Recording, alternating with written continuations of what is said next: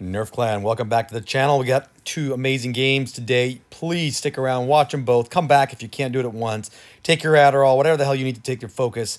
First battle is actually a tournament battle, and I don't show a lot of tourney battles because they are predominantly teamwork related, strategy related, etc. But this was an incredible individual performance here by Armour Attacker, and he is driving the marvelous, arguably best TD in the game, the T1101 E3. It probably got the zeros and things wrong there, but the E3. Pushing in the middle of New Bay, and again, it's a tourney strat here, which I won't discuss because I wasn't in the tournament. I will say I believe this was a Bane train match for those of you who are part of the clan or know the clan. Bane takes out a group of good players and does amazing things sometimes. This was one of those nights. They met a very good team here that's a mixed team of RVG, Straight, I don't know, some other players as well, and I think pulled it out. So first and foremost, you saw that Armour was directed to go kind of in the middle of the map, which is not a traditional spot for the E3 since it turns about as fast as the Titanic. However, given it's a tourney strat, there's probably some rationale for it. And one of the advantage for sure, and again, you could say this is nice shot Armour there into the Kronwagen with HE. Still got 340 roll, smart move. You're maybe saying to yourself, well, you know, nobody was shooting the E3. That is absolutely true. E3s and mice are normally not shot, just like Armour ignored the mouse there. You don't shoot a mouse or an E3 because they just spend too much of your time. Tourney players will know that. However, I think there's an element of truth in the beginning there because Armour would have gotten lit up in a pub match there.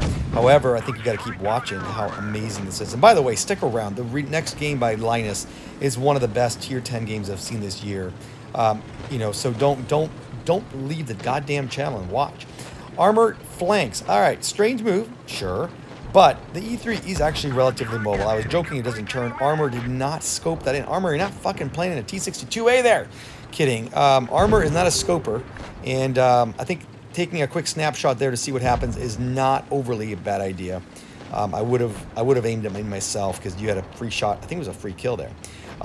The Vickers pushes in. Armour tracks him with a beautiful shot there, and the track's key there because you don't want to be COD'd or you don't want Vickers to get behind you. I don't know why this Vickers didn't stick around. I mean, it is a tourney. He was expecting some things to happen there, and he actually ran right into Armour's friend there.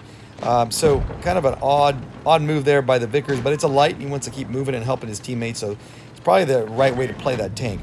Armour pushes in here. He has got plenty of HP left and gets a terrific, gorgeous turret shot into the side of that, I don't know what that was. But the Kronwagen kills Gormick. Armour is chasing this Kronwagen around like a dog on a bone. Unfortunately, can't reload just in time there. Doesn't scope it in. That's Armour's specialty. And clears them. You didn't have to scope that puppy in. 2-on-2 there. Darth Bane is left. The Bane train leader himself in his VK90P. Armour uses the advantage and gets a gorgeous 800 roll into the side of the guy from RVG, but he's got Z25 from Straight, and this guy from RVG is obviously going to be a good player. This is a tough position for Armour to be in, even though he's got plenty of hit points to spare, but he does a nice job there of clearing him. And now it's a one-on-one. Now, while it's a one-on-one, I want to say this. There's probably few worse tanks to play one-on-one with than the E3. This thing is slower than hell. Armour just uses speed boost, and he's playing a Kronwagen, which is not an ideal one-on-one either. And Armour got fortunate that shot went in. If that had missed, game, set, match. But the Kronwagen can easily pen the hatch of the E3. Not easily, but it can. Unfortunately there, that did not happen. Armour has the pen to pen the front of the Kronwagen's upper plate. He does it there, but you can see his hit points. He is getting low. Now the problem with the Kronwagen is just DPM. He gets a 361. That is probably a Pramo shot.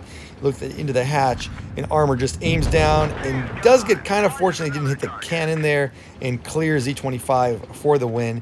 Look at this game, 7,400, I believe. It may have been a tiny bit more. 7,420 damage. Just insane. Obviously no mastery, none of that stuff because it is a tournament. Great job by Armour. Nice win there for Nerfed. Well done, guys. All right, so I was alluding to this game before. It is Linus. Linus is taking a little break from the game. He's got to focus on school. Highly recommend that. I'm focusing on work.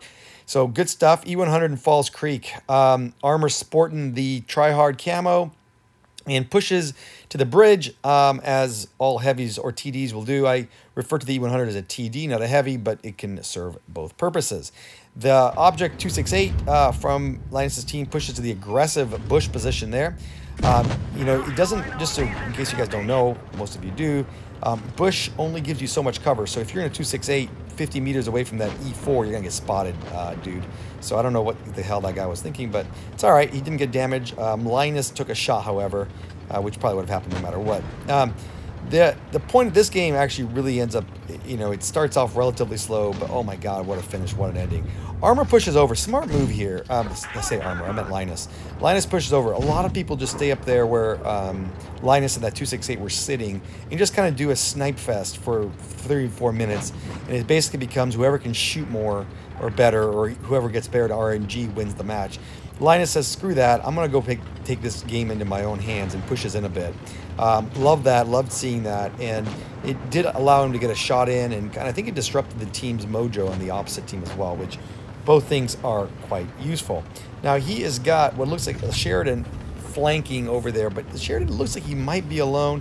You know, Linus doesn't want to go chase a Sheridan around the map with an E100. That is not going to work. So he takes a more aggressive position here of getting on the hill. The hill of Falls Creek is where a lot of noobs go, so you got to really be careful as you do it. You can get absolutely destroyed by some big TDs that you aren't spotted, or by medium. So Linus doesn't go high. He was looking for a shot that he couldn't get. He has got all kinds of trouble, however, moving up. That spot that this 1/3 that Chinese TD, whatever, WZ-130 is pushing up. It's a good spot, not with a 130 though, because you have no gun depression, so I'm not quite sure what this guy was up to. But Linus is using that to cover his lower plate. The E100 has pennable cheeks inside, but angled, you can get some terrific bouncing as well. Gets a nice shot, big shot right there into the T-57 Heavy. That WZ-1, whatever the hell it is, Lucky backs up. Oh, that Lucky camo is fucking funny. It's got a giant fish on it. And it is a fish, wheeler, it's not a frog, like you told me before, on the other tank. All right, nice shot into the T-57 Heavy. And you can see Linus is already at 2,600 damage. He is just working it. He's just working it, and his teammates are not. It is a 3-on-6, if you can believe that.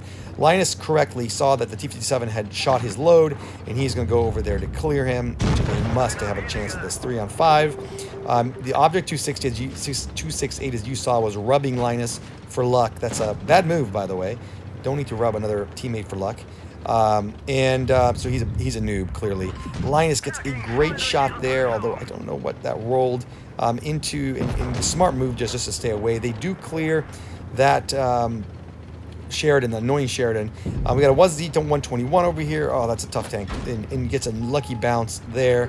And you can see it went from a 3-on-4 to now a 2-on-4. There is a WZ-1. I can't remember the goddamn number, and I can't read it on my screen. I think it's a 130, whatever. Well, it's a 113 Lucky. So it is 113. Sorry, guys. And he is cleared by Linus's teammate. Unfortunately, you see Linus starting to bleed, and it is a 2-on-3 there with a full health freaking WZ-121. But Linus does change that. Hammers him hard. You can see the Yagpans, or the big Jaegeru is over there on the right-hand side, but Linus really can't clear him in this position. He does not want to take a huge shot from the Jaegeru. He doesn't want to take a shot from the 121 either, so he's stuck in a pretty precarious position, and he's using his speed. So Jaegeru moves up. Linus knows the Jaegeru has no gun depression. He does get tracked and takes a side. I don't know what that was. That 392 could have been a rear shot. I'm not sure. Either way, he gets pretty fortunate there and bounces the 121, but he is down to be less than a one shot. He's a high explosive anywhere shot, and the Jaegeru fucking misses it. Oh, dude. Oh, he's in Hunt. Okay, never mind. Well, yeah. So the Jaegeru misses. Linus is trying to clear both of them, of the Kronwagen, who can bounce some shots, and the Kronwagen is just pushing in. Now, the Kronwagen did the right thing here, because all the Jaegeru needed to do was push in and get a shot. The Jaegeru backed up, which made no sense, and Linus did a beautiful shot there to clear him. Linus also did a smart thing of using the building there, so the Jaegeru had no shot. Good anticipation of where the enemy's going to be. Linus, well done. Linus re-rolls. He could have waited here as long as he needed to get everything up, but I think he senses this Jaeger was a moron. He's trying to work the angle there. I mean, that's one of the hardest things. So the Jaeger is clear, but you know that your camos are worse than the Jaeger in the E100. However, your splash is about the same. Linus was splash clearable, but it's not a guarantee. The E100 has spaced armor on the sides. So I think if you shot E100 low on the sides, I don't know how much splash damage you'd really get. And I think these are all things that Linus was thinking about. I don't think the Jaegeru side armor is space. It's probably worth checking, actually. But look at the angle. He's working the angle. He gets a side shot there. He gets him for 106, and that's about what I think you'd get in the E100 as well, since these are very similar tanks. Very possible that's what he would get. So, but he gets him down to 55 HP, gets a little bit of exposure there, and splashes him away. That's how a very, very good player does it. What an awesome finish, Linus. Great games by Armour and Linus. Hope you guys stuck around and watched them. Thanks for watching, guys. Always appreciate the comments and harassment I get for the videos. 6213 damage, 4 kills, 1583 base. That is obscene, obscene, obscene figures. Well done, guys. Sub to the channel if you haven't already.